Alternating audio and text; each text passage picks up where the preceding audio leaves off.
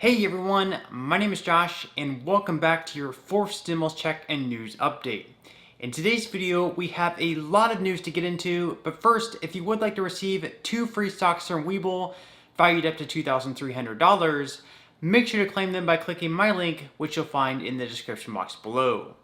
Okay, so jumping right into the update for today, with Senate Majority Leader Chuck Schumer saying they wish to go full speed ahead on the $3.5 trillion reconciliation package, moderate Democrat Joe Manchin continues being a huge thorn in his side. Senator Manchin joined CNN's State of the Union, where he discussed why he's not on board with $3 trillion more in spending. Your party leader, Chuck Schumer, says he's moving, quote, full speed ahead with this package. Will he have your vote? And that's fine. He can. He will not have my vote on 3.5, and Chuck knows that. And we've talked about this. We've already put out 5.4 trillion, and we've tried to help Americans in every way we possibly can. And a lot of the help that we put out there is still there, and it's going to run clear until next year, 2022. What's the urgency? What's the urgency that we have? It's not the same urgency that we have with the American Rescue Plan. We got that out the door quickly. That was about $2 billion, $2 trillion. And on top of that, all the things we put out with the CARES package, everything leading up to that. So we have done an awful lot, and there's still an awful lot of people that need help. But you have 11 million jobs that aren't filled right now. 8 million people are still unemployed. Something's not matching up. Don't you think we ought to hit the pause and find out the vulnerability that we have, Dana, right now? We don't know what happened with this COVID. It's awful coming back the way it is with a vengeance. We don't know about inflation. We know it's running rampant right now. I can tell you in West Virginia, inflation's running rampant. And on top of that, the challenges we're going to have, geopolitical challenges. Shouldn't we be prepared? So I want to ask you about a lot of that, but are you saying it's the price tag, it's the timeline, both? It's the urgency. Do we have the urgency to do what they're wanting to do in such a quick period? So Manchin is concerned with inflation, and he doesn't believe they need to be so urgent in passing such a high amount of spending. Manchin is then asked if he could be more specific, or in other words, if he has a dollar amount in mind for what he'd like to spend in this bill. Of time. But can you be specific? Okay, let's talk about the dollar sign. Yeah. Do you have a specific number in mind? Here's a number you should be getting to. First of all, I have agreed to get on to the reconciliation because that's the time for us to make financial adjustments and changes. I thought the 2017 tax code and tax law, the way it was changed, was very, very, very unfair, and it was weighted to the wealthy. So what's the number? And the bottom line is what the number would be, what's going to be competitive in our tax code. I believe that the corporate rate should be at 25, not 21. But what's the overall number for the budget bill? I think that you're going to have to look at it and find out what you're able to do through a reasonable, responsible way. So then how do you know that it's not 3.5? It's going to be at 1, 1.5. We don't know where it's going to be. So you think ballpark 1.5? It's not going to be at 3.5, I can assure you. But with that, whatever it is, once you have a competitive tax code that you can compete globally, and then you should look at what the need is. What's the urgency and the need that we have? And I want to get to that, but just because this is the thing that people consume. Do you have a ceiling? My ceiling is this: the need of the American people, and for us to basically take in consideration inflation. No one's concerned about the debt. Our debt as of Friday was $28.7.5 trillion. And we're not even talking about that. No one's talking about that. You just said 1.5. It sounds like 1.5 I'm just saying trillion that is your basically, number. I've looked at the numbers. If we have a competitive tax code from a non-competitive, it doesn't help the working person that was done in 2017, that's in the 1.5 range, okay? If that's where it is, shouldn't you be looking at what does it take now to meet the urgent needs that we haven't already met? Okay. So, as you can see, he sort of avoids giving a full, complete, and confident answer. He does say that it's important that we have a competitive tax code, are able to compete globally, and the ceiling of what we should spend should be what's most important for the American people. He then sort of mentions spending anywhere between $1 to $1.5 trillion, but again, he doesn't really make himself all that assertive. But also, he's in a tough spot. He's one of the 2 Democrats, the other one being Kyrsten Sinema, who's strongly being outspoken against this much spending. The other Democrats are fully on board with this plan. So he's being pressured by 48 other Democrats in the Senate and the hundreds of Democrats in the House to get this bill passed. It's really not all that surprising that he's sort of being wishy-washy on the topic, as he tries to walk a thin line between being opposed to this much spending, but also not wanting to seem like a traitor to his party. Manchin is then asked about the bipartisan infrastructure bill, which has already been passed in the Senate, but House progressives are currently holding hostage in their chamber. You just said that you want to get the infrastructure bill that you helped to negotiate, a bipartisan infrastructure bill. It passed the Senate. You want to get it And the through White House was very much and the involved White House from is, every day. But as you well know, dozens of House progressives are saying no, they're not going to vote for your infrastructure deal until you support what we're talking about here, the overall budget bill, which has a lot of the president's agenda, a lot of Democrats' agenda in it.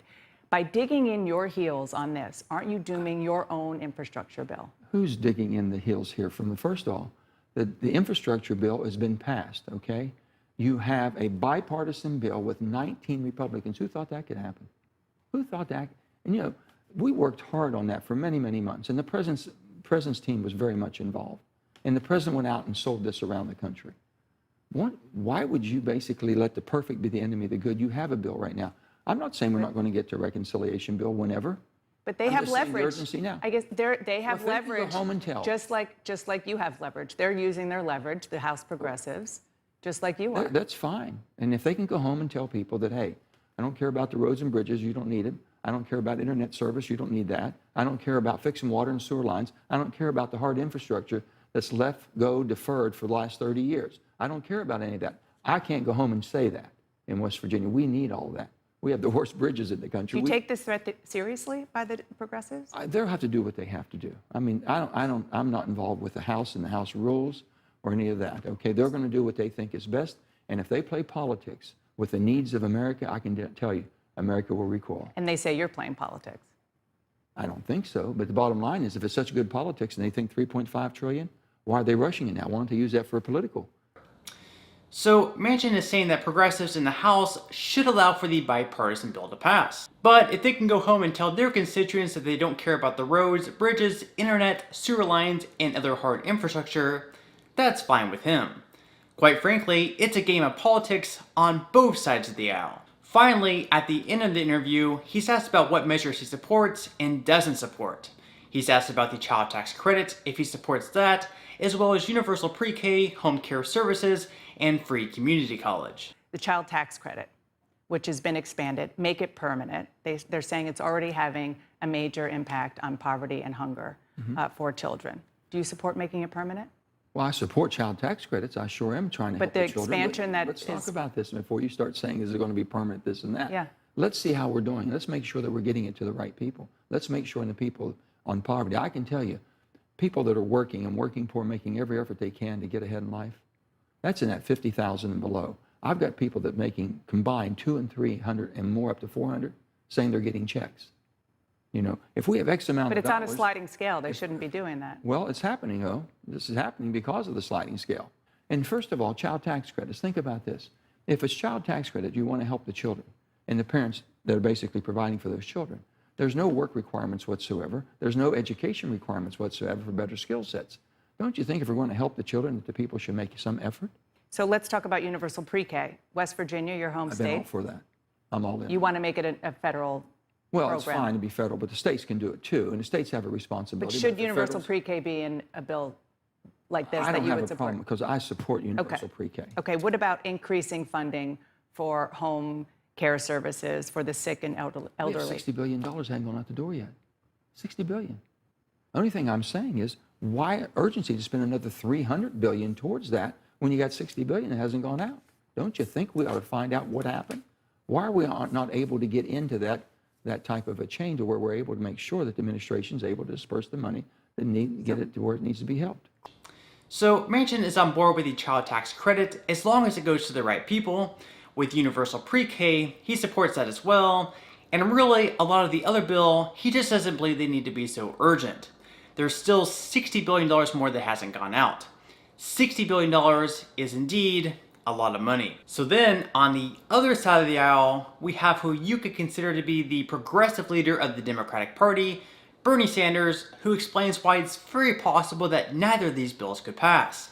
Sanders says if Manchin fails to pass the $3.5 trillion in spending, they won't allow for the bipartisan bill to pass either. You just heard Senator Manchin right there. He said he just respectfully disagrees. We shouldn't hold this bipartisan infrastructure package hostage to the reconciliation bill. Well, I think maybe the converse is true, that maybe Senator Manchin is holding the reconciliation bill hostage. As you know, George, from day one, the President of the United States, the Speaker of the House, Majority Leader Schumer, have made it clear we're going down a two-track approach. Both bills are going together. I happen to think that Joe Manchin is right. Physical infrastructure is terribly important. But I happen to think that the needs of the human beings of our country, working families, the children, the elderly, the poor, are even more important. And we can and must do both. So I think we can do all of this. We can do the physical infrastructure. We can do the reconciliation bill, create millions of good jobs, and finally tell the American people that we are going to stand up for working families, not just the rich and the powerful. I guess the question I have is how? There's no margin for error in the Senate. If you vote against it, it doesn't pass. If Senator Manchin votes against it, it doesn't pass. I mean, so you're likely, if you both stick to your positions, you're going to end up with nothing. That is a possibility, and I think that would be a disaster for the American people. But you got the President of the United States. You got leadership in the House and the Senate. You got the old, this is not Joe Manchin versus Bernie Sanders. I would surmise that over 90% of Democrats, over 40 Democrats in the Senate, would prefer to spend what I propose, $6 trillion, because they understand the needs facing working families and climate are so great. So a major compromise has already been made. And there is a real danger that this bill will lose, that the infrastructure bill will lose in the House, because you got many people there, and I support them, who are saying, you know what, we had a joint agreement. We're going to go forward together, deal physical infrastructure, deal with the needs of working families. Let's do it. Let's create the jobs. Let's deal with an expansion of Medicare. Let's deal with climate. That's what we've got to do. But it would really be a terrible, terrible shame for the American people if both bills went down. And that is a real danger. So bottom line, there is going to be a deal. Both bills are going to pass? I believe they will, yes. I think we have the same problem with the American Rescue Plan. We worked together. We did it. I think we're going to do it again. So Sanders obviously believes that all the spending in the $3.5 trillion bill is necessary. Sanders believes Manchin just doesn't quite understand the needs of working families. And he also believes that $3.5 trillion is already a huge compromise. In Sanders' mind, both of these bills need to be passed together, but it would be a terrible shame if both these bills don't end up passing. And as I said before, if Democrats fail to pass either of these bills, which does seem quite possible, that could be a huge disaster for President Biden, the progressive Democrats, and all of their agendas. Oh, and with government funding running out in just 17 days at the end of this month, lawmakers may need to show just a bit more urgency. The Senate will be returning to Washington today for the first time since last month, and as far as the House, well, they won't be showing their faces again until next week. Between funding the government, getting both of the major bills passed in Congress, and all of the clashes the Democrats are currently having right now between their party, Mitch McConnell has to be sleeping pretty well at night. There would be no bigger win in his mind than for Democrats to kick away this golden opportunity while having complete control in Washington. So we'll just have to wait and see what happens. But on that note, I'm going to go ahead and wrap up this video. Again, if you would like to receive a couple free stocks from Webull, make sure to quickly claim them by clicking my link, which you'll find in the description box below. To receive the first free stock, you will need to fully open an account. Then to receive the second free stock, which will be valued up to $2,000, you'll need to make a qualifying deposit of at least $5. And even if you aren't all that interested in investing or continue to invest at this point in time, you can always sell the free stocks you receive and transfer that money, however much they're worth, right back to your bank account. So free stocks or free money is completely up to you. So once again, I hope everyone has a great and safe rest of their day, and I'll see you in the next video.